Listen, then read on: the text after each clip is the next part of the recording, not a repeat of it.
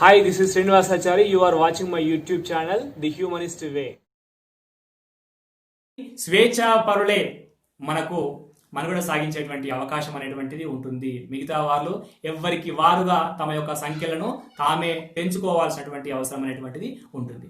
ఇకపోతే ఒక చాలా ముఖ్యమైనటువంటి విషయము పురాణ కాలక్షేపం అనేటువంటిది ఎందుకోసం అంటే పురాణ కాలక్షేపం అనేటువంటిది వినోదభరితం, అంతేకాకుండా మిథ్యా ఆనందం అనేటువంటిది దాని యొక్క లక్ష్యం. కాబట్టి ఈ రకమైనటువంటి మిథ్యా ఆనందం అనేటువంటిది చాలా ప్రమాద భరితం అనేటువంటి విషయాన్ని నేను రాసుకోవడం అనేటువంటిది జరిగింది. అంటే పురాణాలు చెప్పేటువంటి విషయాలు చాలా వరకు నిజమా? కాదు. చాలా విషయాలు అందులో గందరగోళమైనటువంటి విషయాలను వారు వివరించడం అనేటువంటి జరిగింది. పురాణాలు అన్నీ కూడా కథలు మాత్రమే. అవి ఏ రకంగా చారిత్రక వాస్తవాలు కాదు, చరిత్ర కానే కాదు, వాస్తవాలు అసలే కాదు అనేటువంటి విషయాన్ని మనం గుర్తించాలి. ఇకపోతే పురాణాలు చెప్పుకుంటూ హరికథలు వింటూ మనము మన యొక్క జీవితాన్ని గడపడం అంటే మన సమయాన్ని మన జీవితాన్ని పూర్తిగా వృధా చేసుకోవడమే అనేటువంటి విషయాన్ని మనం గుర్తించాలి. కాబట్టి నేను అందుకే ఇక్కడ ఒక మాట రాసుకున్నది ఏంటి అంటే పురాణ కాలక్షేపం అనేటువంటిది వినోదభరితం, వినోదం కోసం మాత్రమే, అది విజ్ఞానం కాదు. విజ్ఞానం అందులో ఎంత మాత్రం లేదు అనేటువంటి విషయాన్ని మిత్రుడు గుర్తించాలి. కాబట్టి చాలా మంది కోపం వచ్చేటువంటి అవకాశం కూడా ఉన్నాయి. ఎందుకంటే పురాణాల లోపల ఏ రకమైనటువంటి విజ్ఞానం అనేటువంటిది లేదు. అవి కేవలం కొన్ని సూపర్ మ్యాన్ కథలు లాంటివి తప్ప మరొక విషయాలు లేవు అందులో.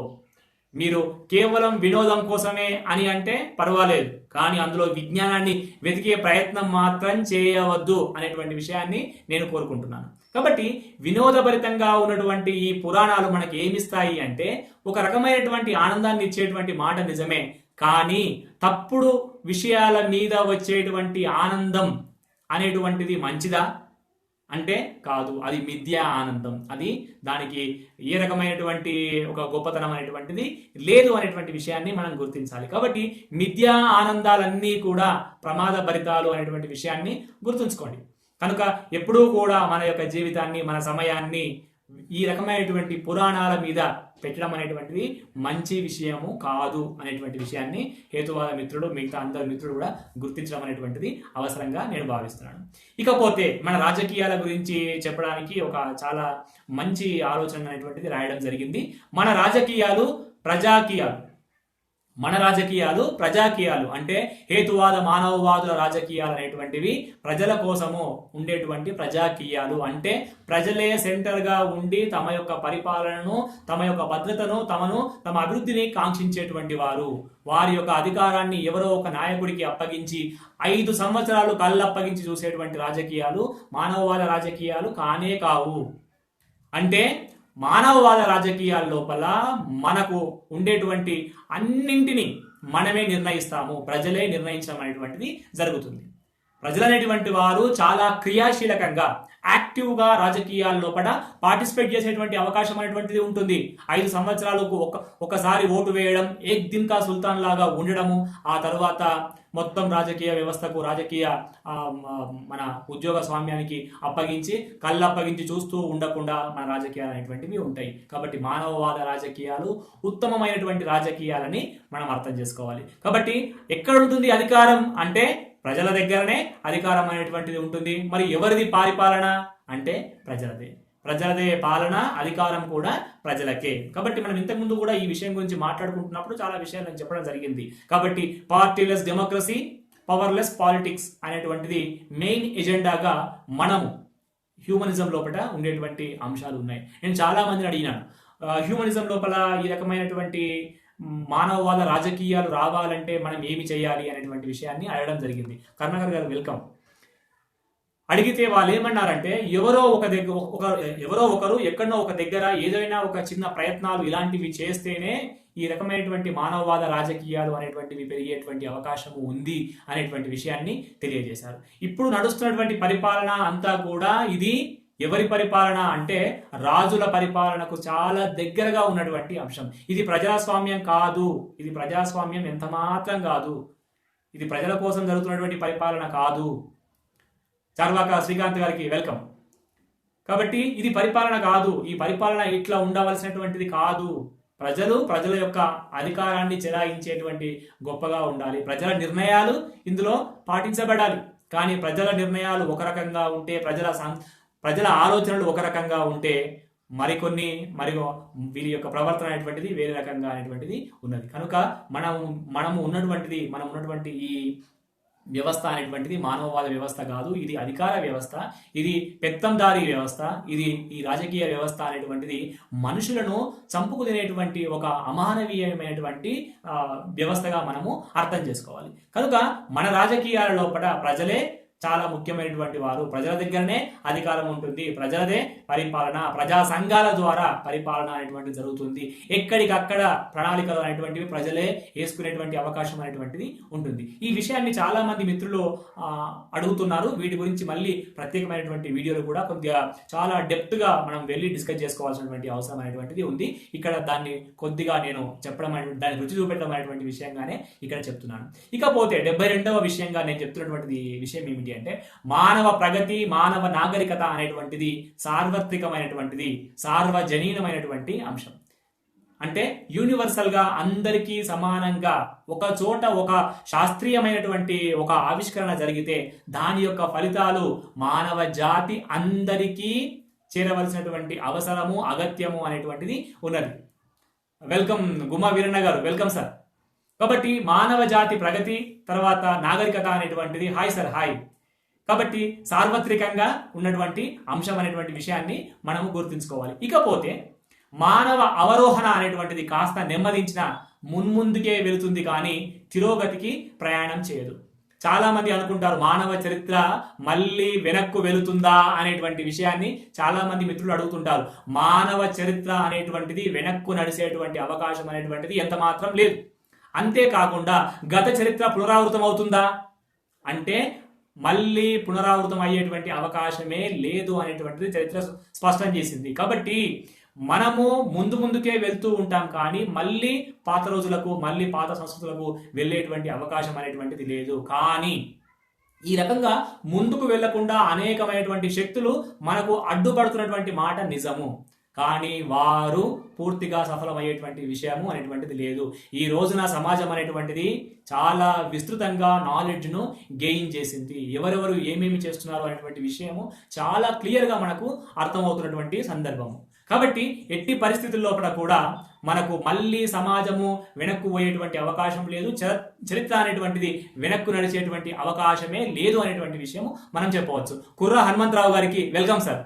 మీరు నా లైవ్కు ఫస్ట్ టైం వచ్చారు, ప్రత్యేకమైనటువంటి ధన్యవాదాలు. కాబట్టి మానవ అవరోహణ అంటే మనము ఒక ఎత్తులకు వెళ్తూ ఉన్నాం. కాబట్టి మళ్ళీ అది మొత్తం డిస్మాంటిల్ అయిపోయి మొత్తం మానవ జాతి అంతా మళ్ళీ పూర్వపు స్థితిలోకి వచ్చేటువంటి అవకాశం లేదు. మానవులు మళ్ళీ అడవులకు వెళ్ళి అక్కడ మళ్ళీ జంతువులను కొట్టుకొని తినేటువంటి పరిస్థితి అనేటువంటిది రాదు.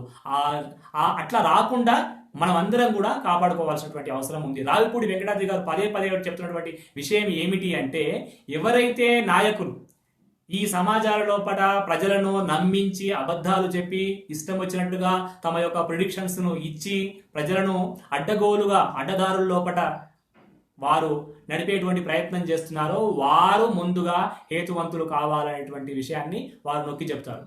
కాబట్టి వారు ఈ రోజున చాలా మంది పిచ్చి వాళ్ళు పరిపాలన అనేటువంటిది చేయడం అనేటువంటిది జరుగుతుంది. కాబట్టి ఆ పరిపాలన ఖచ్చితంగా కూడా ప్రజలకు అన్యాయంగా, అక్రమంగానే ఉంటుంది తప్ప ప్రజాపక్షం అనేటువంటిది ఉండదు. అసలు హైకోర్టు ఎన్ని రకాలుగా ప్రజలకు సంబంధించినటువంటి విషయాల లోపల ప్రజాప్రతినిధులను వీళ్ళను ఎన్ని రకాలుగా తిట్టిందో ఒక్కసారి మీరు పేపర్లు చూడండి, టీవీలు చూడండి, అప్పుడు మీకు ఈ విషయాలు మీకు తెలిసేటువంటి అవకాశాలు అనేటువంటివి ఉంటాయి. కృష్ణ ముదిరాజు గారు వెల్కమ్ సార్. కోటేశ్వరరావు గారు వెల్కమ్ సార్. కనుక మనం చెప్తున్నటువంటి విషయాలన్నీ కూడా చాలా సూటిగా ఉంటాయి. ప్రజల కోసము ప్రజలు పరిపాలన చేసుకోవాలి తప్ప ప్రజల అధికారంతో మీరు అధికారంలోకి వచ్చి చలామణి చేసుకొని మీ యొక్క బాగోగులు చూసుకోవడం అనేటువంటిది మంచిది కాదు. ఇకపోతే 74వ అంశంగా నేను రాసుకున్నటువంటి అంశాల లోపల సహనం సైన్స్ యొక్క లక్షణం. ఒక విషయం రుజువు చేయడం కోసం శతాబ్దాలుగా కృషి అనేటువంటిది సైన్స్ చేస్తూ ఉంటుంది. శాస్త్రవేత్తలు అనేటువంటి వారు ఆ రకమైనటువంటి కృషిని కొనసాగిస్తూనే ఉంటారు. ప్రపంచంలో సైంటిస్టులకు ఉన్నంత సహనము, ఓపిక అనేటువంటిది ఏ ధ్యానాలు చేసినా, ఏ యోగాలు చేసినా మీకు దొరికేటువంటి అవకాశము లేదు. ఎందుకు అంటే సైన్స్ అనేటువంటిది ఒక విషయాన్ని రుజువు చేయడానికి 100 సంవత్సరాలు అది మనం కష్టపడవలసినటువంటి అవసరం అనేటువంటిది వస్తుంది. కాబట్టి ఒక విషయం రుజువు చేయడానికి, ఒక విషయం నిజమని నిరూపణ చేయడానికి ఈ దేశం లోపల, ఈ ప్రపంచం లోపల మానవ జాతి అనేటువంటిది కొన్ని వందల సంవత్సరాలు కూడా వెయిట్ చేసింది. కొన్ని రుజువు కావడానికి వేల సంవత్సరాలు కూడా పట్టేటువంటి అవకాశం అనేటువంటిది ఉంది. అప్పటి వరకు మనం ఓపికగా పరిశోధన చేసుకుంటూ వెళితేనే ఈ రకమైనటువంటి అంశాలు అనేటువంటివి ప్రకృతి పరమైనటువంటి తత్వాన్ని, స్వభావాన్ని అర్థం చేసుకోవడానికి మనకు వీలు కలుగుతుంది. లేకపోతే అట్లాంటి వీలు కలిగేటువంటి అవకాశం అనేటువంటిది లేదు. అట్లాంటి సమయం లోపల సైన్స్ అనేటువంటిది ఒక ఎట్లా మారిపోతుందంటే అసంపూర్ణంగా మారిపోయేటువంటి అవకాశం అనేటువంటిది ఉంటుంది. కనుక మిత్రులారా, సైన్స్ కు, సైంటిస్టులకు ఉన్నంత గొప్పనైనటువంటి సహనము మరొకరికి ఉండదు అని మీరు అర్థం చేసుకుంటే చాలు అని కోరుకుంటున్నాను. కాబట్టి 75వ అంశంగా అన్ని సంఘటనలు లేదా కార్యాలు కారణబద్ధమైనటువంటివే. శంకర్ గారు, బసవ శంకర్ గారు, వెల్కమ్ సార్. అన్ని సంఘటనలు లేదా కార్యాలు ఎట్లాంటివి? కారణబద్ధమైనటువంటివి. ప్రతిదానికి కార్యకారణాలు అనేటువంటివి ఒక శృంఖలమైనటువంటి చర్య. ఇది ఒక గొలుసు లాంటి చర్య. ఈ చర్యను అది ఎక్కడ స్టార్ట్ అయిందో మనం చెప్పడం అనేటువంటిది సాధ్యం కాదు. కానీ వీలైనంత ఎక్కువగా వాటి గురించి తెలుసుకునేటువంటి ప్రయత్నం చేసుకుంటూ మనం ముందుకు వెళ్తుంటాం. ఆ రకంగా మనము ప్రపంచంలో, విశ్వంలో జరుగుతున్నటువంటి అనేకమైనటువంటి సంఘటనలను గురించినటువంటి ఒక అవగాహనను మనము తెలుసుకుంటూ ఉంటాం. కాబట్టి దాన్నే మనము సైన్స్ అనేటువంటి విషయము మనం గుర్తించాలి. కాబట్టి ఆ సైన్స్ ఏ మేరకు, ఎంత వరకు పెరిగితే ఆ రకంగా మనము అంత స్వేచ్ఛను పొందగలిగేటువంటి అవకాశం అనేటువంటిది ఉంటుంది. కనుక కార్యకారణ సంబంధము, కాజ్ అండ్ ఎఫెక్ట్ అనేటువంటి అంశాలను మనము అర్థం చేసుకోవడమే హేతువాదంగా మనం గుర్తించాలి. వాటి యొక్క లింకును, ఆ రిలేషన్షిప్స్ ను గురించి చదివేటువంటిదే మనము సైన్స్ అని చెబుతూ ఉంటాం. కాబట్టి సైన్స్ అంటే, హేతువాదం అంటే ఇదేదో తెలియని విద్య అని, ఇదేదో అతీతమైనటువంటి విద్య అని ఎవరు భావించవలసినటువంటి అవసరం లేదు. అసలు అతీతమైనటువంటివి అనేటువంటివే లేవు. మనిషికి అందేటువంటివే అన్ని, అందగలిగేటువంటివి అన్ని. కనుక ఆ రకంగా మనము ఆలోచించవలసినటువంటి విషయం అనేటువంటిది ఉంది. ఇకపోతే మన వాళ్ళు చాలా గొప్పగా చెప్తున్నటువంటి అంశాలు కొన్ని ఉంటాయి. సత్యము శివం సుందరం అని చాలా గొప్పగా వీటిని చెప్తుంటారు. కాబట్టి మన దృష్టిలో సత్యమే శివం. సత్యం అంటే ట్రూత్ అని అర్థం. ఈ ప్రకృతి గురించినటువంటి నిజమైనటువంటి జ్ఞానము అని అర్థము. దాన్నే మనము శివము అంటాం. అంటే అదే మంచిది, సత్యం అనేటువంటిదే మంచిది. కాబట్టి సుందరం అనేటువంటిది అది మంచి కావచ్చు, చెడు అయ్యేటువంటి అవకాశం ఉంది. కానీ సత్యమే శివంగా మనము చెప్పుకోవాల్సినటువంటి అవసరము ఉంది. కాబట్టి సత్య శోధన కోసం సోక్రటీస్ నుంచి ఈ రోజు వరకు అనేక మంది త్యాగాలు, వారి యొక్క ప్రాణాలను త్యాగాలు చేయడం అనేటువంటిది జరుగుతూ ఉన్నది. కాబట్టి ఒక్కసారి మీరు గత చరిత్రలోకి వెళ్ళి ఒక్కసారి చూడండి. అందులో బ్రూనో మీకు కనిపిస్తాడు, గెలీలియో కనిపిస్తాడు, సోక్రటీస్ కనిపిస్తాడు. కాబట్టి వీరందరూ సత్యం కోసం తమ జీవితాలను సైతం వారు ఒక అర్పణ చేయడం అనేటువంటిది జరిగింది. కాబట్టి ఇది వారి యొక్క జీవితానికి కాకుండా సత్యం పట్ల వాళ్ళకు ఉన్నటువంటి నిబద్ధతను అది తెలియజేస్తున్నది. వారి జీవితం పట్ల మక్కువ కంటే కూడా సత్యం పట్ల మక్కువ మనకు అందులో కనబడుతుంది. మీరు సోక్రటీస్ జీవితాన్ని మీరు చదివితే చాలా గొప్పనైనటువంటి ఇన్స్పిరేషన్ మనకు కలిగేటువంటి అవకాశం అనేటువంటిది ఉంటుంది. చాలా గొప్పనైనటువంటి చరిత్ర జీవితం ఆయనది. ఆయన నాస్తికుడు కాకపోయినప్పటికీ కానీ సత్యం కోసం ఆయన చేసినటువంటి కృషి అనేటువంటిది, సత్యం పట్ల ఆయనకు ఉన్నటువంటి నిబద్ధతను మనము తీసుకోవాల్సినటువంటి అవసరం అనేటువంటిది ఉంది. కనుక ఆ రకంగా మనము సత్య శోధన లోపల ఎంతో మందిని స్ఫూర్తిని కలిగించవలసినటువంటి అవసరం అనేటువంటిది ఈ రోజున ఉన్నది. ఎందుకంటే సత్యమే ఎప్పటికైనా గెలిచేటువంటి కీలకమైనటువంటి సత్యమే. ఈ రోజు తెలియంది రేపు తెలుస్తుంది మనకు. కాబట్టి మనం సత్యాన్వేషణ చేయవలసిందే, నిరంతరం సత్యాన్వేషణ చేయవలసిందే. అప్పుడు మాత్రమే మన యొక్క జీవితము మరింత ఉన్నతంగా ఎదిగేటువంటి అవకాశం అనేటువంటిది ఉంటుంది. ఒక పాయింట్ రాసుకున్నాను. అసలు హేతువాదము, మానవవాదాలు అనేటువంటివి ఎంత పురాతనమైనవి అనేటువంటి ఒక ఆలోచన నాకు కలిగింది.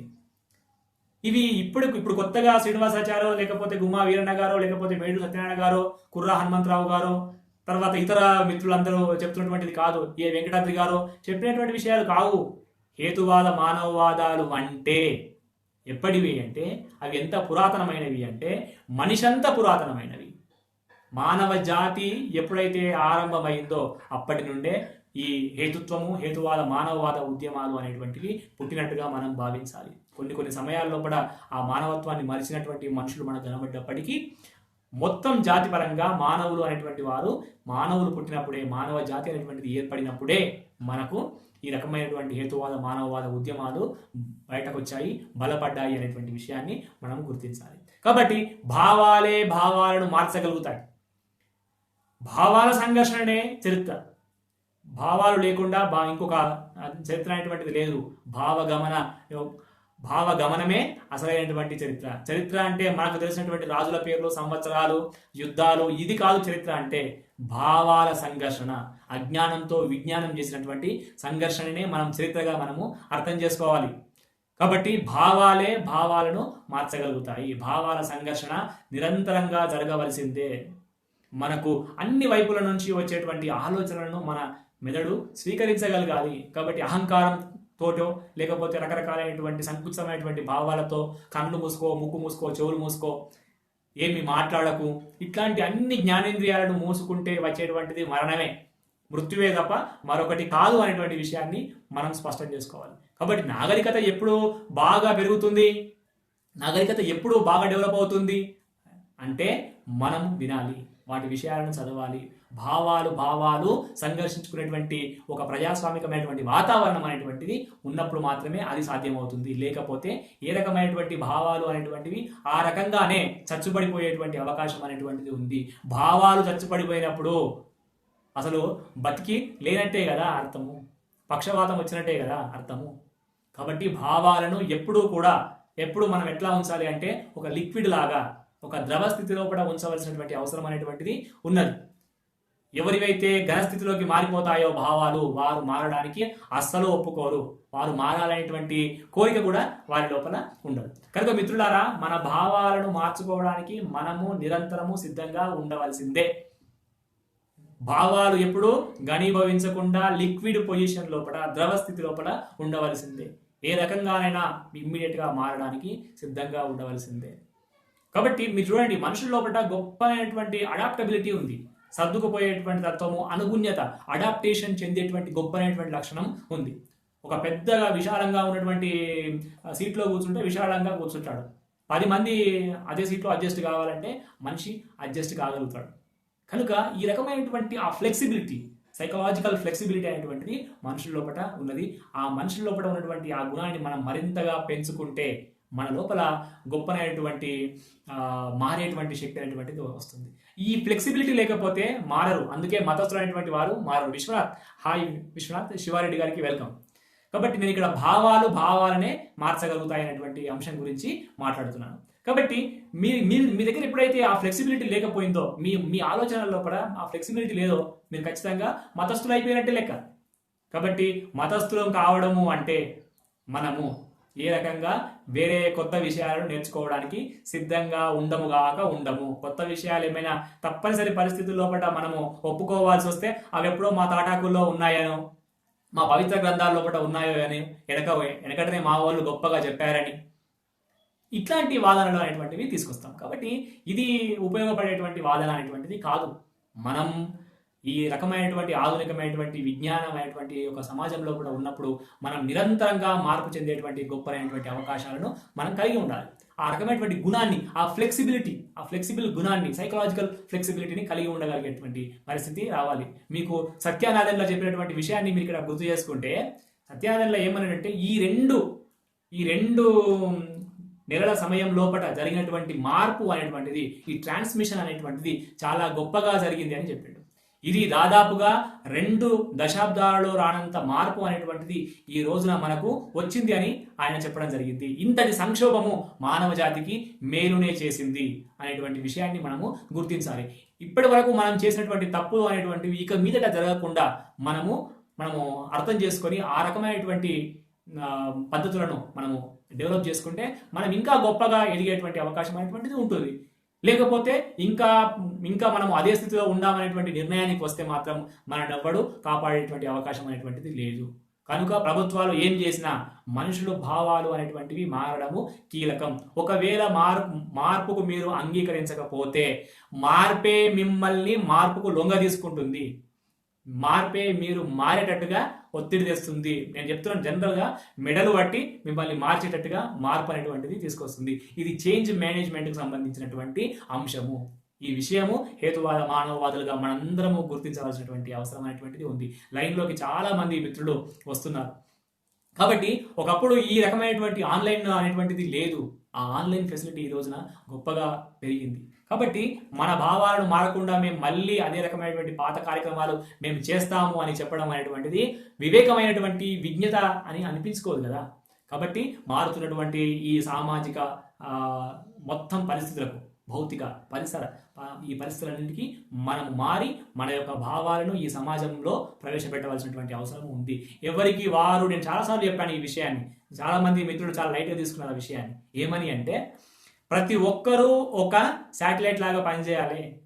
ప్రతి ఒక్కరికి ఈ రోజున ఆ లైవ్ ప్రోగ్రామ్ చేసేటువంటి అవకాశం అనేటువంటిది ఉంది అని నేను 3 సంవత్సరాల కింద చెప్పాను. ఎందుకంటే ఫేస్బుక్ ఆ రకమైనటువంటి విషయాన్ని కలిగించింది. తర్వాత అనేకమైనటువంటి మీడియాలు ఈ రోజున వచ్చినాయి. కాబట్టి ఈ షేరింగ్ ఆఫ్ ఐడియాస్, థాట్స్ అనేటువంటిది చాలా పెద్ద ఎత్తున పెరిగిపోయింది. కనుక మీ చేతిలో ఒక గొప్ప అయినటువంటి ఆయుధం ఉంది. మీ మెదడు అనేటువంటిది గొప్ప ఆయుధము. ఆ మెదడులో ఉన్నటువంటి విషయాన్ని చెప్పడానికి, పంచడానికి ఈ రోజున మనకు టెలిఫోన్ అనేటువంటిది, సెల్ ఫోన్ అనేటువంటి, సెల్యులార్ ఫోన్ అనేటువంటిది చాలా కీలకమైనటువంటి డివైస్ మన దగ్గర ఉన్నది. దాన్ని ఉపయోగించుకుంటే మన యొక్క భావాలను విస్తారంగా, విస్తృతంగా మనము చెప్పేటువంటి అవకాశం అనేటువంటిది ఉంటుంది. మిత్రులారా, అందుకోసమే మనము చాలా ముఖ్యమైనటువంటి ఉద్యమాల లోపల ఉన్నాం. కానీ మనకున్నటువంటి శక్తులు, యుక్తులు చాలా పరిమితమైనటువంటివి, వనరులు అన్ని పరిమితంగా ఉన్నాయి. ఈ పరిమితమైనటువంటి వనరులతో అపరిమితమైనటువంటి లక్ష్యాలను, సాధనాలను, మనము వాటి ఆశయాలను చేరుకునేటువంటి భాగం లోపల మనం పనిచేయాల్సినటువంటి అవసరం అనేటువంటిది ఉన్నది. కనుక మిత్రులారా, మీరందరూ కూడా ఒక్కొక్క శాటిలైట్ లాగా మారవలసినటువంటి అవసరం ఉంది. వీలైనంత మంది, వీలైనన్ని ప్రక్రియల లోపల తమకు ఉన్నటువంటి స్కిల్స్ను వాళ్ళందరూ ప్రదర్శించవలసినటువంటి అవసరము అనేటువంటిది ఉంది. వారి యొక్క ఆలోచనలు, గొప్ప గొప్ప ఆలోచనలు వస్తూ ఉంటాయి. కానీ చాలా మంది ఆ ఆలోచనలను పట్టించుకునేటువంటి అవకాశాన్ని ఇవ్వరు. అందువల్ల ఆ ఆలోచనలను రాసుకునేటువంటి ప్రయత్నమే చేయరు. కాబట్టి నేను చాలాసార్లు చెప్పిన విషయం ఏంటంటే, మీరు తప్పకుండా ఒక ఐడియా మేకింగ్ ఒక బాక్స్ అనేటువంటిది, ఒక బుక్ అనేటువంటి దాన్ని పెట్టండి. మీకు వచ్చినటువంటి అన్ని ఐడియాలను మీరు రాస్తూనే వెళ్ళండి. ఎన్ని ఐడియాలు రాస్తే అంత మంచిది. ఆ విషయాలను వీలైనన్ని ఇప్పుడు చేయండి. ఇప్పుడు వీలు కానటువంటి విషయాలను తర్వాత చేసేటువంటి ప్రయత్నం అనేటువంటిది చేయండి. నేను ఆ సిస్టమేటిక్గా ఆ రకంగా ప్రయత్నం చేస్తూనే ఉన్నాను. నేను అనేకమైనటువంటి వీడియోలు, దాదాపు 20 సంవత్సరాల నుండి అనేకమైనటువంటి వీడియోలు అనేటువంటివి చేయడం అనేటువంటి జరిగింది. ప్రతి మీటింగ్లో నేను షూటింగ్ చేయడం అనేటువంటి జరిగింది 20 సంవత్సరాల కిందట. అవన్నీ టేప్లు ఉండే, ఆ టైంలో టేప్ రీల్ తోటి ఉండేది. కాబట్టి అవన్నీ ప్రిజర్వ్ చేశాను. అవన్నిటిని అనేక రూపాలు మార్చి లాస్ట్కు యూట్యూబ్లో కూడా అప్లోడ్ చేయడం అనేటువంటిది జరిగింది. అవన్నీ ఇప్పుడు నేను 1100 వీడియోలను నేను అప్లోడ్ చేయడం జరిగింది ది హ్యూమనిస్ట్ వే అనేటువంటి యూట్యూబ్ ఛానల్లో. కాబట్టి ఇవన్నీ చేయడం ద్వారా మనం ఒక గొప్ప అయినటువంటి ఆన్లైన్ రిసోర్స్ను మనము క్రియేట్ చేస్తున్నాం మిత్రులారా. ఇది మామూలు పని ఏం కాదు, చాలా పెద్ద అయినటువంటి పని. ఇప్పుడు చూడండి, ఫేస్బుక్ అందరికీ ఉన్నది, కానీ కొంతమంది మాత్రమే దాన్ని వాడుకుంటున్నారు.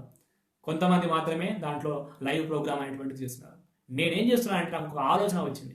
ఈ ఆలోచన ఏమిటి అంటే, అసలు ఫేస్బుక్లో ఎవరైనా రోజు లైవ్ చేసిర్రా అని. ఎవరు చేయలేదు, నేనే ఫస్ట్ టైం చేస్తున్నాను. ప్రతిరోజు ఎంతో కొంతసేపు నేను లైవ్ చేయడం అనేటువంటిది ఒక పనిగా పెట్టుకున్నాను. ఈ పనిగా పెట్టుకొని చేస్తే తప్ప ఉద్యమాలు అనేటువంటి, మన ఉద్యమాలు అనేటువంటి భావోద్యమాలు, భావాలను మార్చేటువంటి ఉద్యమాలు కనుక ఒక పనిగా పెట్టుకొని చేస్తే తప్ప ఇవి ముందుకు వెళ్ళేటువంటి అవకాశం అనేటువంటిది లేదు. కనుక ఇది ఒక పనిగా కొంతమంది చాలా అంకితమై పనిచేయాల్సినటువంటి అవసరం అనేటువంటిది ఉంది. ఆ ఉద్దేశంతో నేను దాదాపుగా 20-30 రోజుల నుండి కంటిన్యూస్గా లైవ్లో వచ్చేటువంటి పని చేస్తున్నాను. రకరకాలైనటువంటి మిత్రులతోటి కలుస్తున్నాను. భారతదేశంలో ఉన్నటువంటి చాలా మంది మిత్రులు ఒక కనెక్ట్ అనేటువంటిది అవుతుండడం అనేటువంటిది చాలా మంచి విషయం. కాబట్టి హేతు విరుద్ధత సకల సమస్యలకు హేతువు. హేతు విరుద్ధత సకల సమస్యలకు హేతువు. చూడండి ఎంత బలంగా ఉంది పాయింట్. మీరు ఇర్రేషనల్గా లేదా బౌండెడ్ రేషనాలిటీగా ఉన్నటువంటి వారు, బౌండెడ్ రేషనాలిటీ అనేటువంటిది అన్ని సమస్యలకు, మానవ జీవితంలో ఉన్నటువంటి అన్ని సమస్యలకు అది ప్రధానమైనటువంటి కారణం. అదే హేతువు. హేతు విరుద్ధతనే అసలైనటువంటి సమస్యలకు అసలైనటువంటి కారణంగా మనము గుర్తించాలి. కాబట్టి హేతువాదం ఎంత బాగా ప్రజల లోపల చొచ్చుకపోతే అంత బాగా మనుషులు అనేటువంటి వాళ్ళు వివేకవంతులు, విజ్ఞానవంతులు అయ్యేటువంటి అవకాశం అనేటువంటిది ఉంది. ఆ రకమైనటువంటి ప్రయత్నం అనేటువంటిది మనం నిరంతరం చేయవలసినటువంటి అవసరం ఉంది. ఇది ఒకరు చేసేటువంటి పని కాదు, 100 మంది చేయవలసినటువంటి పనిని మనం ఒక్కొక్కరము చేయడం అనేటువంటిది చాలా కష్టంతో కూడుకున్నటువంటి పని. కనుక మిత్రులారా, మీరందరూ మీరేమేమి చేయగలుగుతారో ఆ రకమైనటువంటి పనులన్నీ చేసేటువంటి ప్రయత్నం అనేటువంటి చేయండి. మీ యొక్క అభిప్రాయాలను అక్కడ కింద ఉన్నటువంటి కామెంట్ సెక్షన్లో ఇవ్వండి. మీ ఫోన్ నెంబర్లు ఇవ్వండి. సుధాకర్ గారు వెల్కమ్. మీ ఫోన్ నంబర్లు మాకు ఇచ్చినట్టయితే మేము మీతో కలిసేటువంటి అవకాశం అనేటువంటిది ఉంటుంది. మనం అంత ఒక గ్రూప్గా మనం ఒక యాక్టివిటీని నిర్మించవలసినటువంటి అవసరం ఉంటుంది. కనుక ప్రజల యొక్క ఆలోచనలను మార్చాలి, ప్రజలు మరింత సౌకర్యవంతంగా మరింత హుందాగా గౌరవంగా జీవించాలి అంటే ఏం చేయాలో మనము చెప్పవలసిందే. కనుక ఈ రకంగా మనందరము ఒక కమ్యూనిటీగా ఉన్నటువంటి వాళ్ళం. ఆ కమ్యూనిటీ అంతా ఈ రకమైనటువంటి భావజాలంలోకి వచ్చి ప్రతి ఒక్కరూ ఈ రకమైనటువంటి కార్యక్రమాలు చేస్తే అద్భుతంగా మారుతుంది. రాసేవాళ్ళు రాయడం అనేటువంటిది పనిగా పెట్టుకోవాలి, మాట్లాడే వాళ్ళుగా పని పెట్టుకోవాలి. లేకపోతే ఇతర శక్తులు ఉన్నటువంటి వాళ్ళు, ఇతర కళా రంగాల లోపల ఉన్నటువంటి వారు ఆ రకమైనటువంటి రంగాల లోపల ఈ రకమైనటువంటి భావజాలాన్ని చొప్పించి ప్రజల లోపల ప్రచారం చేయడం అనేటువంటిది అవసరం. ఇట్లా ఎవరికి సాధ్యమైంది, ఎవరికి వీలైంది, ఎవరు ఏది చేయగలుగుతారో ఆ రకంగా చేస్తూ ముందుకు వెళ్ళినప్పుడు మాత్రమే ఈ సమాజం అనేటువంటిది మారే అవకాశం ఉంటుంది. లేకపోతే ఏమవుతుంది అంటే మాకెందుకు లేనటువంటి పట్టింపు ధోరణిలు లేకపోతే ఖచ్చితంగా సమాజం అనేటువంటిది ఇంకా కొంత ఈ వ్యతిరేక శక్తులు, విద్రోహ శక్తులు ఈ సమాజాన్ని వెనక్కు నెట్టేటువంటి ప్రయత్నం అనేటువంటిది చేస్తుంది. కాబట్టి సమాజం అనేటువంటి ఒక స్థానువు కాదు, అది వెనక్కు పోయేటువంటి అంశమే లేదు. నర్సయ్య గారికి వెల్కమ్, విజయానంద గారికి వెల్కమ్ సార్, చాలా రోజులైంది చూడక. కాబట్టి ఇది వెనక్కు తీసుకెళ్లేటువంటి శక్తులు అటు వెనక్కు నడుతూ ఉంటే మనం ముందుకు తీసుకెళ్లేటువంటి వ్యక్తులందరం కూడా సమాజాన్ని ముందుకు తీసుకెళ్లేటువంటి ప్రయత్నం అనేటువంటిది చేయాలి. కానీ నాకెందుకు లేనటువంటి ఆ పట్టింపు లేని ధోరణి అనేటువంటిది ప్రదర్శించడానికి ఇది సమయం కాదు. సమాజం అనేటువంటిది ముందుకు నడవాలంటే హేతువాద మానవవాద అనేటువంటిది ముందుకు పోవాలి. సైన్స్ను టెక్నాలజీని వినియోగించుకునేటువంటి వాళ్ళు ఎక్కువగా ఉన్నారు. కానీ ఈ రోజున అసలు హేతువాద మానవవాద భావాలను ప్రచారం చేసే వాళ్ళు కరువు అవుతున్నారు. కాబట్టి సౌకర్యాలు పొందేటువంటి వాళ్ళు ఈ హేతువాద మానవవాద విషయాల గురించి అర్థం చేసుకోవాలి. అసలు ఎందువల్ల మనం ఈ రకంగా ఒక విషయాల లోపల స్ట్రక్ అయిపోయినాం, దేవుడు, మతము, కులము ఇట్లాంటి అనేకమైనటువంటి సంకుచితమైనటువంటి భావాల లోపల మనం ఎందుకు చిక్కుకుపోయినాము, ఒక వెబ్ లోపల ఎందుకు చిక్కుకుపోయినాం అనేటువంటి విషయాన్ని మనము అర్థం చేసుకోవాలి. వెంకటరెడ్డి గారు వెల్కమ్ సార్, నరసింహు గారు వెల్కమ్ సార్, నరసయ్య గారు thank you sir, thank you. కాబట్టి ఈ రకమైనటువంటి ఆలోచనలు మనం నిరంతరం చేసుకుంటూ మనకు వీలైనంత మనం చేయదగినంత పనులను చేయవలసినటువంటి అవసరం అనేటువంటిది ఉంది. ఎందుకు అంటే హేతు విరుద్ధత అనేటువంటిది సకలమైనటువంటి సమస్యలకు హేతువుగా ఉన్నది. అన్ని సమస్యలకు మనకు హేతు విరుద్ధత, ఈ ప్రజల లోపల ఉన్నటువంటి అహేతుకత, ఇర్రేషనాలిటీ లేదా బౌండెడ్ రేషనాలిటీ అనేటువంటిదే చాలా కీలకమైనటువంటి సమస్య. ఏదో తక్కువ ఉండి అనేటువంటిది కాదు, అసలు భావాల లోపలనే మార్పు లేదు ప్రజల లోపల. ఆ భావాలు మారేంత వరకు మనుషుల యొక్క ప్రవర్తన మారేటువంటి అవకాశమే లేదు. మీరు ఎన్నైనా తీసుకోండి, మీరు శారీరకంగా, ఆర్థికంగా, రాజకీయంగా ఎంత బాగా డెవలప్ అయినా కూడా వ్యక్తుల లోపల భావాలు మారకపోతే వారి జీవితం మారేటువంటి అవకాశము లేదు. చదువు చాలా కీలకమైనటువంటిది, మనకు కీలకమైనటువంటి వనరు చదువు. ఆ చదువు అనేటువంటిది కావాలి. చదువు అంటే కేవలం అక్షర జ్ఞానం మాత్రమే కాదు, విషయ జ్ఞానము. ఏదైనా విషయం గురించి 10 నిమిషాలు మాట్లాడగలగాలి, ఆలోచించగలగాలి, దాని మీద ఏకాగ్రత చూపెట్టగలగాలి, దాని గురించి పరిశోధన చేయగలగాలి. నాకున్నటువంటి ఒక మంచి అలవాటు ఏమిటి అని నేను అనుకుంటానంటే, ఏదైనా ఒకటి నాకు తెలియంది కనబడితే దాన్ని పూర్తిగా తెలుసుకునేంత వరకు నేను వదిలిపెట్టాను. ఇప్పుడు హేతువాది అనేటువంటిది ఒక చిన్న పుస్తకం లోపల నేను చదివినటువంటి మాట, హేతువాది అని చూశాను. హేతువాది అంటే ఏమిటి అనేటువంటి విషయం గురించి చాలా డీప్గా కొన్ని సంవత్సరాలు నేను స్టడీ చేయడం జరిగింది. ఆ క్రమంలోనే వెంకటాద్రి గారు మొట్టమొదటిగా నాకు ఉత్తరం రాయడం జరిగింది. వారికి నేను రాయడం మాట కొన్ని సంవత్సరాలు ఆ ప్రయాణం అనేటువంటిది జరిగింది. ఇప్పటికీ వారి యొక్క హేతువాది మ్యాగజైన్ నేను ఇంకా తెప్పించుకుంటూ ఉన్నాను. కాబట్టి నేనేమంటున్నానంటే ఇది ఒక రోజులో జరిగేటువంటిది కాదు. ప్రజలను రోజు రోజు రోజు మనం చెప్పుకుంటూ మెల్లగా మారుస్తూ ఉండాలి. మీరు ఒక్క విషయం మీరు గమనించండి. నేను ఒక ఈ మతస్థులు చేస్తున్నటువంటి విషయాన్ని చెప్తాను. మతస్థులు ప్రతిరోజు టీవీలో కనిపిస్తారు. మత గురువులు, మత ప్రవక్తలు మీరు ఎవరినైనా తీసుకోండి, ఏ మతాన్ని వారైనా మనకు సంబంధం లేదు. అందరూ వాళ్ళ టీవీల్లో మనకంటే ముందే కనిపిస్తారు. మనకంటే ముందే వాళ్ళు చెప్పేటువంటి విషయాలన్నీ వాళ్ళు చెప్తూ ఉంటారు. కాబట్టి మనము వెళ్ళినటువంటి అనేకమైనటువంటి మీడియా లోపలికి కూడా వాళ్ళు మనకంటే ముందే వెళ్ళి అక్కడ తిష్ట వేసి అక్కడ వాళ్ళందరినీ పొల్యూట్ చేసి పడేస్తారు. కాబట్టి ఏమవుతుంది, విజ్ఞాన శాస్త్రము, ఆధునికమైనటువంటి సైన్స్, టెక్నాలజీ కలిసి తయారు చేసినటువంటి గొప్ప వనరులను, పరికరాలను వాళ్ళు మనకంటే ముందు బాగా వాడుకొని ప్రజలను మూఢనమ్మకాలకు గురి చేస్తున్నారు. కాబట్టి మనము వారిని ఎదుర్కోవాలంటే, కనీసం మనం ఎదుర్కోవాలంటే మనం ఉన్న వాళ్ళందరూ కూడా ముందుకు రావాల్సినటువంటి అవసరం అనేటువంటి ఉంది. వాళ్ళ యొక్క భావాలను స్వేచ్ఛగా చెప్పగలగాలి. చాలా మందికి నేను రిక్వెస్ట్ చేశాను, ఆడియోలు చేయండి, వీడియోలు చేయండి, నాకు పంపించండి, మీరు అప్లోడ్ చేయండి. ఎన్ని రకాలుగా చెప్పినా కూడా మన హేతువాద మానవవాదులు అనేటువంటి వాళ్ళు చాలా గుంభనంగా ఉండిపోతున్నారు. ఆ ముడిసిపోయేటువంటి తత్వం అవసరం లేదని నేను అంటాను. ఎందుకంటే నేర్చుకున్నటువంటి వ్యక్తి 100 మందిని తయారు చేయగలుగుతాడు. నేను సైకాలజీ నేర్చుకున్నాను. నేను సైకాలజీ 1000 మంది పిల్లలకు నేను టీచ్ చేశాను. 100 మంది పిల్లలు ఈ సైకాలజీ ఫీల్డ్లో ఉన్నారు. అట్లనే హేతువాదాన్ని నేను 95 నుంచి నేర్చుకుంటూ వస్తున్నాను. ఈ రోజున ఒక అథెంటిక్గా మాట్లాడగలగడం అనేటువంటిది వాటి కారణంగానే వచ్చింది, అంత శ్రమ ఫలితంగానే వచ్చింది. మనం చెప్పే వాళ్ళని చెప్పాలి, రాసేవాళ్ళు రాయడం అనేటువంటిది చాలా కీలకమైనటువంటి. మాట్లాడే వాళ్ళు మాట్లాడాలి. ఒకరు చేసినటువంటి కార్యక్రమాన్ని మరొకరు ముందుకు తీసుకుపోయేటువంటి ప్రయత్నం అనేటువంటి చేయాలి. వీలైనంత ఎక్కువ మందికి రిమోట్ విలేజ్ లోపల కూడా మన భావాలు అనేటువంటివి ఎట్లా పోతాయో మనం అర్థం చేసుకోవాలి. మనము ఆ రకంగా ప్రవర్తించవలసినటువంటి అవసరం ఉంది. కాబట్టి ఇది అసలైనటువంటి కార్యాచరణ. ప్రతి అంశం ఎక్కడ మనము పెనట్రేట్ కావచ్చో అక్కడ మనం పెనట్రేట్ అయ్యి మనం చూపెట్టాలి. ఇది మాకు అవసరం లేదు, అది మాకు అవసరం లేదు అనేటువంటి టెక్నాలజీని మనం దూరం చేసుకుంటే మనము ఉద్యమాన్ని ముందుకు తీసుకుపోవడం అనేటువంటిది అసాధ్యం. కనుక మిత్రులారా, నేను హేతువాద మానవవాదాలను ఎవరైతే నమ్ముతారో వారు ఇదే పరమైనటువంటిది అనుకుంటారో, నేను ఇంతకుముందు చెప్పినటువంటి పాయింట్, హేతు విరుద్ధత అనేటువంటి సకలమైనటువంటి సమస్యలకు అది ఒక హేతువు కాబట్టి మరి హేతువాద మానవవాదాలే కదా నిజమైనటువంటి పరిష్కారాలు అన్నప్పుడు ఆ పరిష్కారాన్ని మనం ప్రజలకు ఎందుకు చూపెట్టొద్దు, ఎందుకు మనం చెప్పొద్దు, ఎందుకు వారికి ఎఫెక్టివ్గా మనము టీచ్ చేయొద్దు అనేటువంటిది నా ప్రధానమైనటువంటి అభ్యర్థన. కాబట్టి మీరు ఈ రకమైనటువంటి ఆలోచనలతోటి మనందరము కలిసికట్టుగా మీరు కామెంట్ చేయండి, మీరు మీ ఫోన్ నెంబర్ పంపించండి, మీ వీలైనంత ఎక్కువ మంది గ్రూప్స్ ఏర్పాటు చేయండి, వాట్సాప్ లోపల, తర్వాత మనకు టెలిగ్రామ్ లోపల, తర్వాత ఇంకా రకరకాలైనటువంటి దాంట్లో మనం గ్రూప్స్ అనేటువంటివి ఏర్పాటు చేయడం, ఇట్లాంటి ఫేస్బుక్ లోపల గ్రూప్ ఏర్పాటు చేయొచ్చు. ఇట్లా ఏర్పాటు చేస్తూ ఉంటే మన సంఖ్య అనేటువంటిది ఎంత ఉన్నది అనేటువంటి విషయము ప్రపంచానికి తెలిసేటువంటి అవకాశం అనేటువంటిది ఉంటుంది.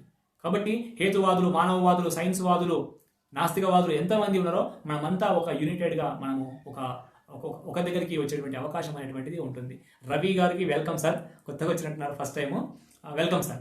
కాబట్టి ఈ రకంగా మనము అందరము కలిసి పనిచేస్తేనే మాత్రమే ఈ సమాజం అనేటువంటిది కొంత అజ్ఞానం నుంచి బయటకు వచ్చేటువంటి అవకాశం అనేటువంటిది ఉంటుంది. హేతువాద మానవవాద ఉద్యమాలు చాలా మంచి ఉద్యమాలు, కానీ దీనికి సమాజం లోపల దక్కవలసినంత ఆదరణ అనేటువంటిది దొరకడం లేదు.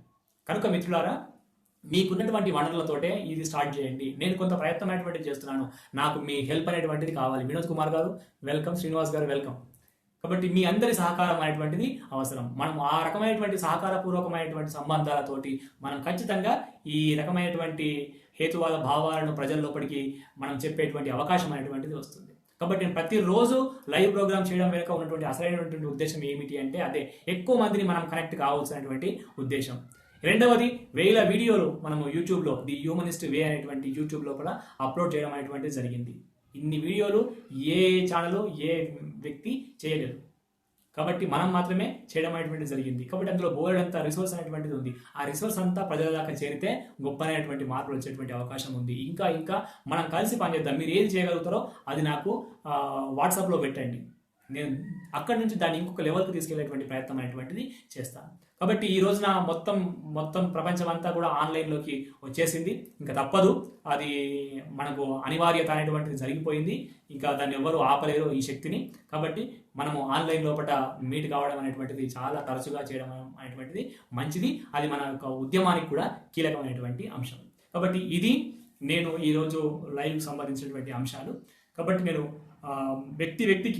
ప్రతి వ్యక్తికి ఇందులో పాల్గొన్నటువంటి ప్రతి ఒక్క వ్యక్తికి నేను రిక్వెస్ట్ చేస్తున్నటువంటి విషయం ఏమిటి అంటే, మీరు హేతువాద మానవవాదాలను మీరు తీసుకువెళ్ళగలిగేయాలని ప్రయత్నం చేస్తూ ఉంటే మాత్రం తప్పకుండా మీరు ఒక్కరు లేరు, మీకు అనేక మంది తోడ్పాటు అనేటువంటిది ఉంది. మనందరం కలిసి పనిచేయాల్సినటువంటి అవసరం అనేటువంటిది ఉంది. మీ స్థాయిలో కూడా మీరు ఏం చేసినా కూడా దాన్ని 10 మందితో పంచుకోవడమే కలిసి పనిచేయడం అంటే.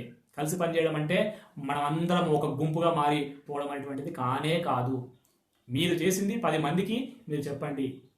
ఒకరు చేస్తున్నటువంటి విషయానికి 10 మంది మద్దతు ఇవ్వండి. దాన్ని సామాన్యమైనటువంటి ప్రజల దాకా ఈ రకమైనటువంటి భావాలు చేరేటట్టుగా ఏ రకమైనటువంటి ప్రణాళికలు వేయాలో ఆ రకమైన ప్రణాళికలు వేసుకుంటూ మనం ముందుకు వెళ్తేనే ఈ అజ్ఞానం అనేటువంటిది పోయేటువంటి అవకాశం ఉంటుంది. హేతువాద మానవవాదాలు బలపడేటువంటి అవకాశం ఉంటుంది. రావిపూడి వెంకటాద్రి గారు దాదాపుగా 100 పుస్తకాలు రాశారు. ఆ 100 పుస్తకాలు హేతువాద మానవవాదుల ప్రతి ఇండ్లలో ఉండవలసినటువంటి పుస్తకాలు. వాళ్ళు చదవడమే కాదు, వారి యొక్క పిల్లలకు తర్వాత వారి యొక్క తరాలకు అందించవలసినటువంటి అవసరము ఉన్నది. దాదాపుగా 170 పుస్తకాలను ఆయన పబ్లిష్ చేయడం జరిగింది. ఇప్పటికీ 99 సంవత్సరాల వయసు లోపల కూడా 99th ఇయర్ లోపల కూడా ఆయన ఇంకా రాస్తూ ఉన్నారు, ఇంకా మాట్లాడుతూ ఉన్నారు, ఇంకా తన పుస్తకాలను ప్రింట్ చేస్తున్నారు. ఇప్పటికీ తన ప్రూఫ్స్ ఆయన దిద్దుకుంటున్నారు. కాబట్టి అంత జీల్ ఆయనకు ఎక్కడిది అంటే హేతువాద మానవవాదాల యొక్క ప్రాముఖ్యత. ఆ ప్రాముఖ్యత వల్లనే అది సాధ్యమవుతుంది. లేకపోతే ఆ ఏజ్లో వచ్చినటువంటి వాళ్ళు చేసేటువంటి పనులేనా అవి?